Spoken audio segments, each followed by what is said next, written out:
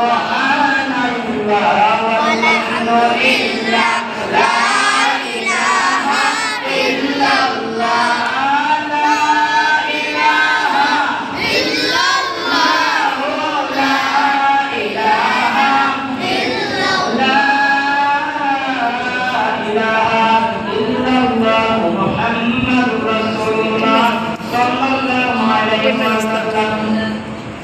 আলহামদুলিল্লাহ।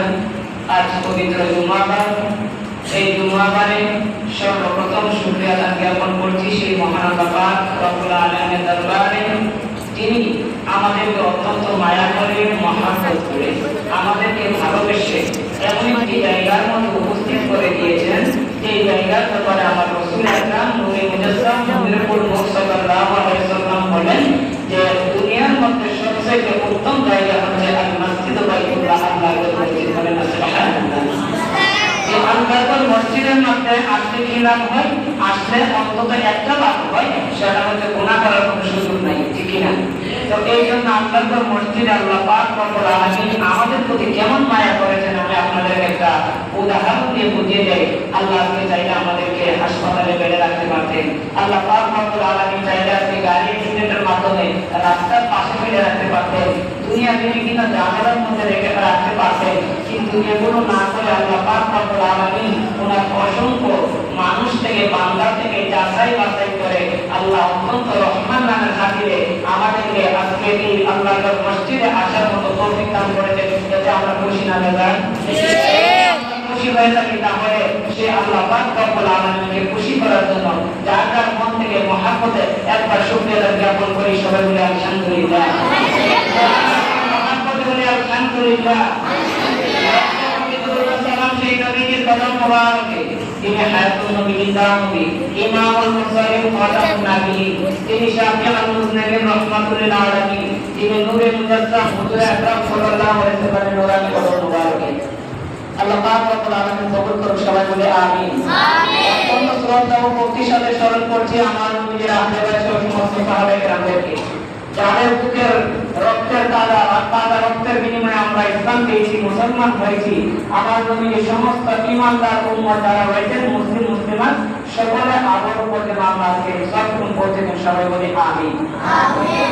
কিছুক্ষণ আগে আমরা জিকির করলাম, আল্লাহ পাকের জিকির করলাম, জিকির করলে আমরা কি খুশি হয় না বেজার হয়? তো আল্লাহ যে খুশি হয়, কেমন খুশি হয় আমি আপনাদেরকে একটু ধারাবাহিকভাবে বোঝাই। আল্লাহ পাক রব্বুল আলামিন সূরা বাকারার 152 নম্বর আয়াতে বলেন, ফাকুরুনি আযকুরকুম ওয়াশকুরুলি ওয়ালা তাকফুরুন। বলেন সুবহানাল্লাহ। আমার আল্লাহ বলেন, বান্দা তোমরা যখন আমি আল্লাহকে স্মরণ করো, তখন আমি আল্লাহও তোমাদেরকে স্মরণ করি। ধরে ধরে বলেন সুবহানাল্লাহ। এখন প্রশ্ন জানতে পারেন আমরা আল্লাহকে কিভাবে স্মরণ করব? আমরা আল্লাহ পাক রব্বুল আলামিনকে লা ইলাহা ইল্লাল্লাহর মাধ্যমে স্মরণ করতে পারি, আমরা আল্লাহ পাক রব্বুল আলামিনকে আল্লাহু আকবার জিকিরের মাধ্যমে স্মরণ করতে পারি, আমরা আল্লাহ পাক রব্বুল আলামিনকে আল্লাহ আল্লাহ বলে স্মরণ করতে পারি, নামাজ আদায়ের মাধ্যমে স্মরণ করতে পারি, রোজা রাখার মাধ্যমে স্মরণ করতে পারি, হজ আদায়ের মাধ্যমে স্মরণ করতে পারি। এক কথায় আমরা আল্লাহ পাক রব্বুল আলামিনকে আমরা বিভিন্ন ইবাদত বন্দেগীর মাধ্যমে স্মরণ করতে পারি। বলেন ঠিক কিনা? আল্লাহ আমাদেরকে কিভাবে স্মরণ করবেন? আমরা আল্লাহ বলেন যে আমি তোমাদেরকে কিভাবে স্মরণ করবো শুনে নাও। ওয়ায়াগফির লাকুম যুনুবাকুম ওয়াল্লাহু গফুরুর রহিম। আমি আল্লাহ তোমাদের গুনাহগুলি মাফ করার মাধ্যমে স্মরণ করবো। এর বলেন সুবহানাল্লাহ।